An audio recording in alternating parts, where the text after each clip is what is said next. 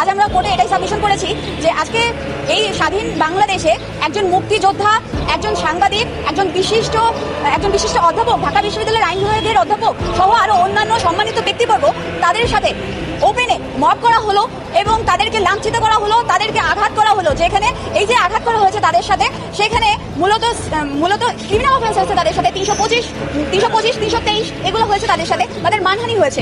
এবং যেখানে তারা ভিকটিম হয়েছে অথচ তাদেরকে আবার কোর্টে এনে গ্রেপ্তার দেখানো হচ্ছে, তাও আবার সন্ত্রাস বিরোধী আইনে। তারা কোনো ধরনের সন্ত্রাসমূলক কোনো কার্যক্রম করে নাই। বর্তমান বাংলাদেশের পরিস্থিতি এমন যে কেউ যদি মুক্তিযুদ্ধ নিয়ে কথা বলে তাহলে তারা ফ্যাসিস্টের দোষর হয়ে যায়, তারা ফ্যাসিস্ট হয়ে যায়। কারোর কোনো এখন বাক স্বাধীনতা নেই। বাংলাদেশের যে কনস্টিটিউশন, সেই কনস্টিটিউশনের 39 ধারা অনুযায়ী এই বাংলাদেশে এখন স্বাধীনভাবে মত প্রকাশের কোনো সুযোগ নেই। আজকে যে সাংবাদিক, মুক্তিযোদ্ধা এবং অধ্যাপক গ্রেপ্তার হলো, এর মাধ্যমেই দৃশ্যমান যে এদেশে এখন সাকসেসফুলি মব ভায়োলেন্স চলছে এবং সেটা রাষ্ট্রীয় দায়ভার এর জন্য নিতে হবে। কারণ এটা তাদেরকে যেহেতু গ্রেপ্তার করে রাষ্ট্রীয় আইনের সদর্পণ করা হয়েছে, এটাকে প্রতিমান হয় যে এর সাথে বর্তমান সরকারের এই দায়ভারটা নেওয়া লাগবে। এবং